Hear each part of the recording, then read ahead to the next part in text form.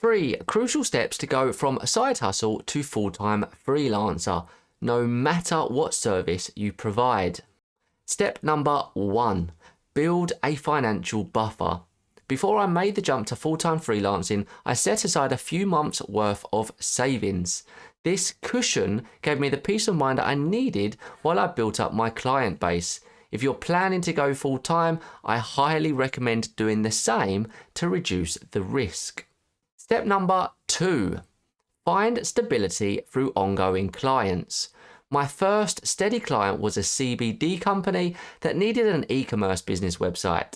After building the site, I turned the project into a monthly gig by managing updates, adding new products, and handling their hosting and plugin costs. I even provided basic SEO services, which added up to a modest £500 paycheck per month. These kinds of ongoing clients provide the stability you need when switching to full-time. Step number 3, time management is everything.